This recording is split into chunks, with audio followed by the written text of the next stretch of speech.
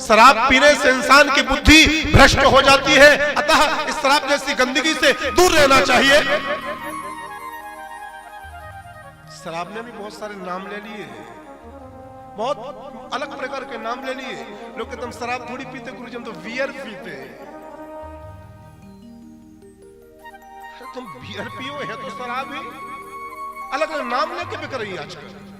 एक बात बोलूं, बुरा मत मानना, और मान जाओ तो मान जाओ, लेकिन एक शैलेंद्र कृष्ण की शिक्षा ले लेना और हो सके तो सुधर जाना, और हो सके तो सुधार लेना अपने वालों को। बाल गंगाधर तिलक जी ने एक नारा दिया था।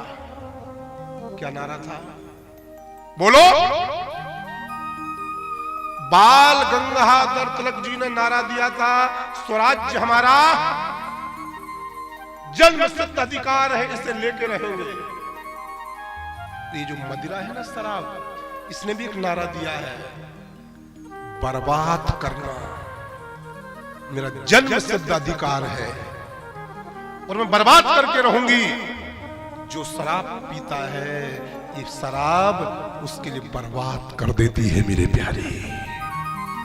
यदि जीवन में बर्बाद होना हो तो शराब जैसी गंदगी से संबंध बनाना, और आबाद होना हो तो शराब को टाटा बाय बाय करते रहना मेरे प्यारे। बहुत दूर रहना, बहुत दूर।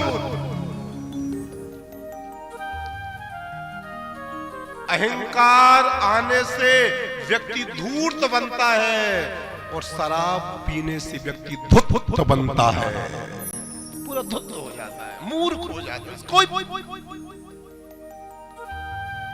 जाम पर जाम पीने से क्या फायदा? रात बीती सुबह उतर जाएगी। भगवान की कथा का तुम जाम पी लो, तुम्हारी दुनिया बदल जाएगी। गुरु नानक जी ने अपनी वाणी में कहा, बुढ़ा नशा शराब का, बुढ़ा नशा शराब का, जो उतर जाए प्रभात।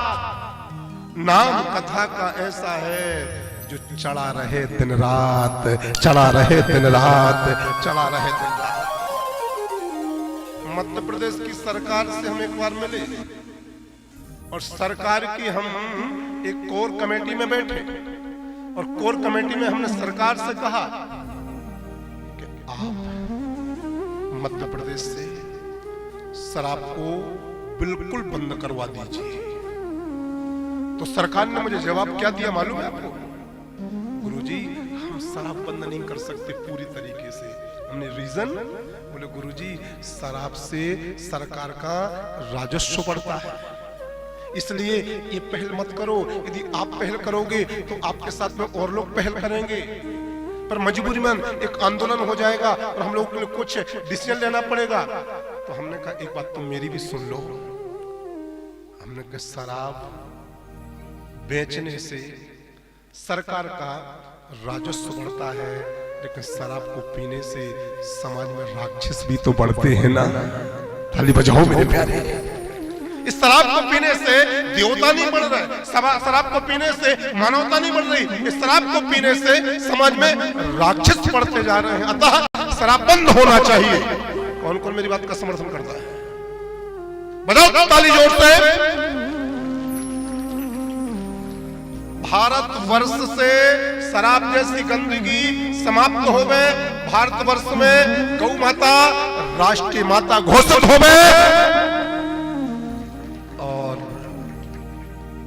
भारत देश की सरकार से करवत निवेदन करना चाहता हूं, करता रहता हूं हर राष्ट्रीय और अंतर्राष्ट्रीय मंचों पर,